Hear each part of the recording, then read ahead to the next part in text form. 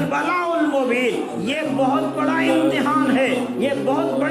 بڑی آزمائش تھی۔ ہاں انسان چھوڑ دے مال و زر اپنا، بہت آسان ہے انسان چھوڑ دے تخت سلیمانی، یہ سب آسان سے آسان تر ہے جانے من، لیکن بہت مشکل ہے اپنے ہاتھوں سے اپنے بیٹے کی قربانی، اپنے بیٹے کے گلے پہ چھری چلا دینا، اور وہ بیٹا جو بڑی منتوں کے بعد، بڑی مرادوں کے بعد، بڑی دعاؤں کے بعد عطا کیا گیا ہو، لیکن کون طلب کر رہا تھا کہ جس نے اولاد دی ہے وہ مانگ رہا ہے، اس لیے اس کی راہ میں ابراہیم علیہ السلام نے قربان کرنے کے لیے اس کے گلے پر چھری چلا دی۔ اللہ کو منظور نہیں تھا، اللہ تعالیٰ ابراہیم علیہ السلام کو آزمانا چاہتے تھے، امتحان لینا چاہتے تھے، چنانچہ اسماعیل علیہ السلام کی جگہ ایک مینڈے کی قربانی کی گئی، اور یہ قربانی یادگار ہو گئی۔ اللہ تعالیٰ نے ابراہیم کی ملت کو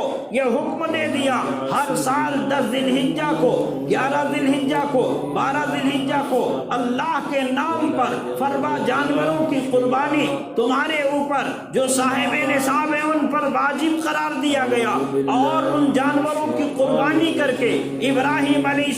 السلام کی یاد کو زندہ کرو، ابراہیم علیہ السلام کی سنت کو زندہ کرو، اور ابراہیم کی قربانیوں کو دہراؤ کہ ابراہیم علیہ السلام نے اللہ کے لیے اور دنیا میں توحید کو عام کرنے کے لیے، اللہ کی وحدانیت کو بڑھاوا دینے کے لیے آپ کو کن آزمائشوں سے گزرنا پڑا، کن امتحانات میں آپ کو مبتلا کیا گیا، آپ نے کن امتحانات سے اور کڑی آزمائشوں سے گزر کر کے آپ نے دنیا میں توحید کا علم بلند کیا ہے۔ آپ کو بھی اور ابراہیم علیہ السلام کے ملت کے لوگوں کو بھی، ہم ملت ابراہیم پر ہیں، ہمیں یہ عزم کرنا چاہیے، ہمیں اس بات کی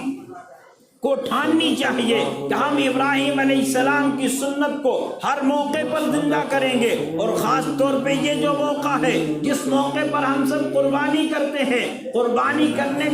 کی وجہ کیا ہے، قربانی ہم کیوں کرتے ہیں؟ یہ قربانی جانوروں کی ہے، اللہ تعالی ہم سے طلب کر رہا ہے اپنے مالوں سے خرید کر کے جانور کو میرے راستے میں قربان کرو، خون بہاؤ، اور جناب رسول اللہ صلی اللہ علیہ وسلم نے فرمایا کہ ان ایام میں جانوروں کے خون بہانے سے زیادہ بڑا عمل اللہ کے نزدیک کوئی دوسرا نہیں ہے، اس لیے ان اوقات میں 10 ذی الحجہ کو، 11 کو اور 12 کو جانوروں کو قربان کرنا چاہیے، اور جانور کو قربان کرنے کا مطلب مقصد یہ ہے کہ پروردگار تیرا حکم یہ ہوا کہ تو میرے راہ میں جانور